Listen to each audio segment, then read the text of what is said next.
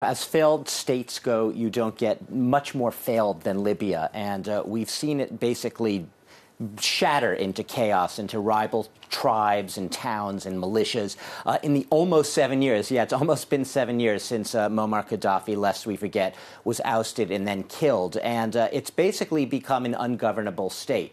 Well, it is being governed, but the problem is it's being governed by rival parliaments, rival factions based in various parts of the country. You have an eastern contingent, which isn't recognized by the international community. You have the western contingent in Tripoli, which is recognized by the international community. The problem there is that the man who oversees the western part of the country himself is under the thumb of rival militias and warlords. He has had a lot of trouble exerting his authority. And you could basically see in a very simple map here, the main towns, Tobruk is where the un-internationally recognized government sits, and then the internationally recognized one in the capital of Libya, Tripoli.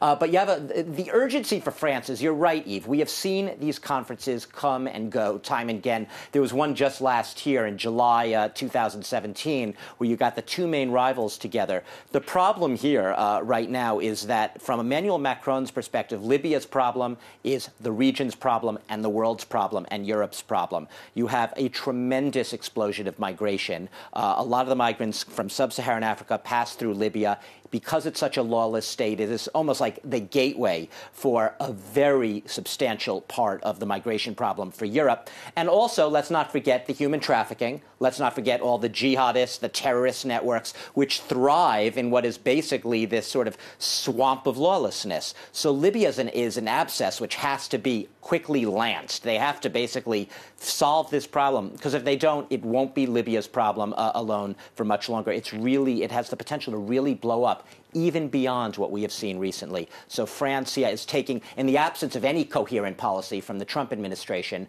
we basically have it left to France to try to seize the reins and try to impose some sort of solution here. So indeed you're saying, Libya's problem is the world's problem. This conference is being attended by the rival parliaments, the rival prime ministers, some militia boycotting it. But as you say, people coming really from a number of countries. It's really an international event. All over, Eve. And what's fascinating is you do have the two rivals you just spoke of. There's Fayez al-Sarraj, who's the prime minister overseeing the internationally recognized government. But you also have this Libyan commander slash general slash strongman who's been in questionable health, General Khalifa Haftar, who basically dominates eastern Libya and its militia there, and he essentially heads the Libyan National Army. He is a man who has very clear ambitions of power. Those two men were facing off in Paris a year ago. They're going to be back at the table. But in addition, you're right, this is a truly international conference. You're going to have all the UN Security Council members there. You're going to have all of the regional neighbors there. Maybe we could bring back that map. You could see you have Tunisia, you have Algeria, you have Niger, you have Chad, you have Egypt, all Sudan. A lot of countries border Libya. They're all going to be there at this table. You're also going to have European countries. You're going to have regional countries such as Saudi Arabia, Kuwait, Qatar. They're all going to be there, and they're all going to be there with clashing agendas, so to speak. They all have different goals. France wants to set up national elections, legislative and presidential elections.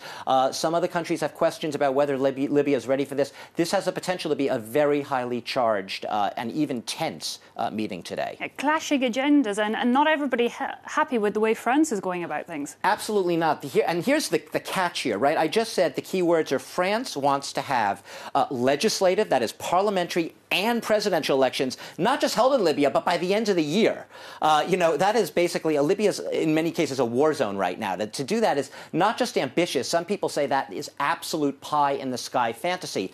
But beyond that, there are countries, notably countries, Egypt, Italy, the former colonial power in Libya, which resents France sort of spearheading this initiative and stealing Italy's thunder perhaps a little bit.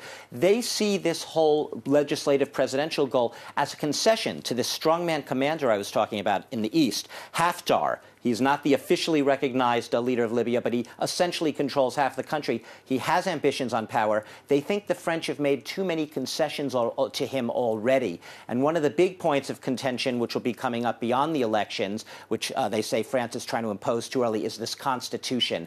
A constitution which has a clause which would seem to not permit this Haftar, this general, to run for president eventually, something that for the parliament the pseudo-parliament in the eastern part of the country is a no-go. So you're going to have squabbling over the elections, the timetable, the constitution, the actors, the players, the countries, everything. It will be an interesting conference today. A serious debate going on at that conference. Douglas, Herbert, thanks a lot for that insight and analysis.